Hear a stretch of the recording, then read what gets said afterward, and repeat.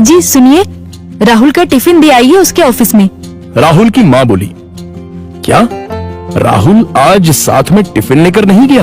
आज उसके ऑफिस में मीटिंग थी बॉस के साथ सवेरे सवेरे, इसलिए बिना टिफिन के ही वो चला गया। ठीक है, मैं दे आता हूँ।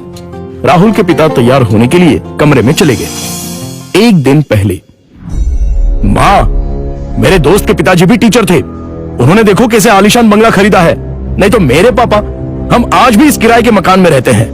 राहुल गुस्से से बोला।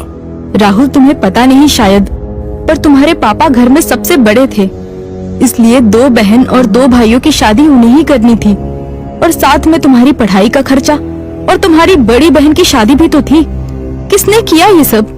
क्या फायदा इन सब का? उनके भाई बहन अब बंगले में रहते हैं। कभी उन्होंने सोचा है कि अपना भाई किराए के मकान में रहता है तो उसके लिए एक छोटा सा घर खरीद के दे दे? ये सुनकर माँ की आंखों में आंसू आ गए। उन्हें समझ नहीं आ रहा था कि जन्म दिया बेटा अपने बाप के बारे में ऐसी बातें कर रहा है। फिर माँ बोली, तुम्हारे पिता ने अपना कर्तव्य निभाया, अपने भाई बहनों से कभी किसी चीज की उम्मीद नहीं की। राहुल पागलों जैसा बोल रहा था। अच्छा वो ठीक है, पर पिताजी लड़कों की ट्यूशन लेते थे, उनसे अगर फीस लेते तो आज पिताजी पैसों की गद्दी पर सोते। आजकल के क्लास वाले देखो कैसे इंपोर्टेड गाड़ियों में घूमते हैं। लेकिन तुम्हारे पिता के कुछ उसूल थे, ज्ञान बांटने के, पैसे नहीं लेने के, इसलिए तो उन्हें ढेर सारे पुरस्कार भी मिले। पता भी है तुम्हें?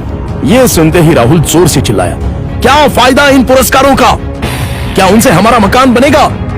पड़े हैं धूल खाते उस कबाड़ खाने में, कोई नहीं पूछता है उनको। तभी दरवाजे की बेल बजती है। पिताजी ने अपनी बातें तो सुन नहीं ली ना। इस डर से राहुल का चेहरा उतर गया, लेकिन पिताजी किसी से बात किए बिना ही अपने कमरे में चले गए। ये था कल का झगड़ा, और आज मोहनलाल ने साइकिल को टिफिन लगाया और कड़ी धूप में राहुल के ऑफिस पहुंच गए। कड़ी धूप होने के कारण वो थक गए थे। ऑफिस पहुंचने पर उनको सिक्योरिटी गार्ड ने रोका। राहुल सर को टिफिन देना था, क्या मैं अंदर जा सकता हूं? मोहनलाल ने पूछा। अभी नहीं दे सकते, वो बॉस के साथ मीटिंग में है, जब मीटिंग खत्म होगी तब दे देना। चलो यहां से हटो, बॉस तुम्हें देखना नहीं चाहिए। अगर बॉस को दिख गए तो मेरी हालत खराब हो जाएगी, चलो जाओ उधर, गार्ड बोला। मोहनलाल कुछ ही दूरी पर धूप में खड़े रहे। मीटिंग 1 घंटे से ऊपर तक चली। उनके पैर में दर्द होने लगा। तभी ऑफिस के केबिन का दरवाजा खुलने की आवाज आई। बॉस के पीछे पीछे राहुल भी आया। धूप में खड़े हुए पिताजी को देखकर वो मचलाया। चलते चलते बॉस की नजर मोहनलाल पर पड़ गई। गाड़ी में बैठने की बजाय वो वहीं खड़े रहे। वो सामने धूप में कौन खड़ा है? उन्होंने गार्ड से पूछा। अपने राहुल साहब के पिता हैं, टिफिन देने आए थे, गार्ड डरते हुए बोला। बुलाओ उन्हें। राहुल घबरा गया, उसके पसीने छूट गए। उसे अपने पिता पर बहुत गुस्सा आया। गार्ड के बुलावे पर मोहनलाल अंदर आए। बॉस उनके पास गए और बोले, आप मोहनलाल सर हैं ना? सरकारी स्कूल में आप ही टीचर थे ना? हाँ, पर आप कैसे पहचानते हैं मुझे? कुछ समझने से पहले ही बॉस ने मोहनलाल के पैर छुए। राहुल और सब लोग ये देखकर हक्का बक्का रह गए। सर, मैं विजय, आपका स्टूडेंट था। आप मुझे पढ़ाने के लिए घर आते थे। हाँ, याद आया। बाप रे, तुम तो बहुत ही बड़े हो गए हो। विजय मुस्कुराया और बोला, सर आप यहाँ धूप में क्या कर रहे हैं? चलिए अंदर बैठते हैं, बहुत सारी बातें करनी है आपसे। सिक्योरिटी, तुमने इन्हें अंदर क्यों नहीं बिठाया? सिक्योरिटी ने शर्म के मारे गर्दन नीचे कर दी और बोला, सॉरी सर, गलती हो गई। इस पर मोहनलाल बोले, इसमें इसकी कोई गलती नहीं है, आपको डिस्टर्ब ना हो इसलिए मैं ही बाहर खड़ा हुआ था। ओके। विजय ने मोहनलाल का हाथ थामा और उनको अपने केबिन ले गया।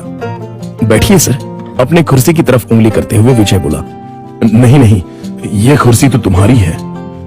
मोहनलाल हिचकिचाहट से बोले, सर आपकी वजह से ही तो ये कुर्सी मुझे मिली है, इसलिए इस पर सबसे पहले आपका हक बनता है।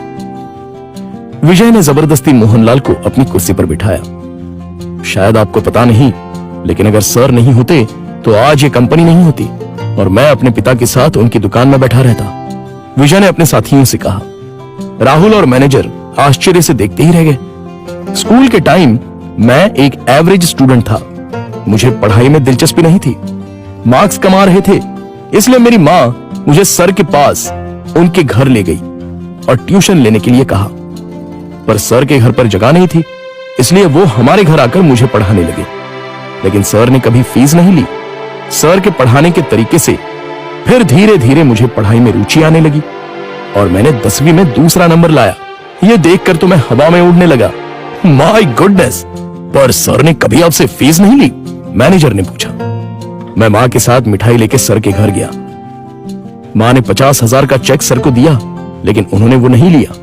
तब सर ने एक बात कही थी जो आज भी मुझे याद है।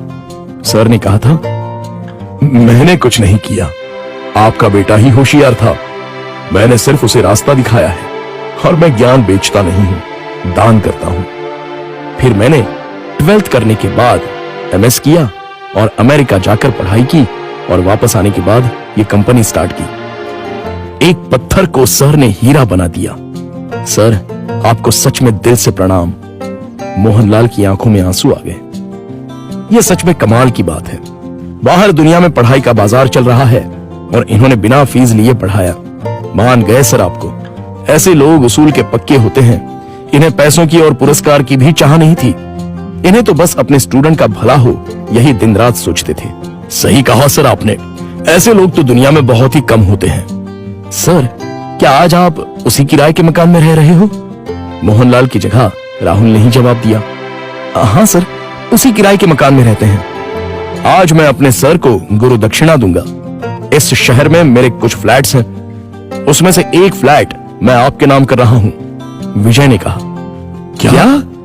मोहनलाल और राहुल एक ही साथ बोले। इतनी बड़ी गुरु दक्षिणा मुझे नहीं चाहिए। मोहनलाल बोले, सर प्लीज ना मत कहिए। काम के चक्कर में मैं अपनी गुरु दक्षिणा देना भूल गया था। बहुत बहुत शुक्रिया सर। शुक्रिया मुझे नहीं, अपने पिता को कहो और मुझसे एक वादा करो कि तुम अपने पिता के अंतिम सांस तक उनके साथ रहोगे। हाँ सर, मैं वादा करता हूं। राहुल इमोशनल हो गया और उसकी आंखों से आंसू आ गए।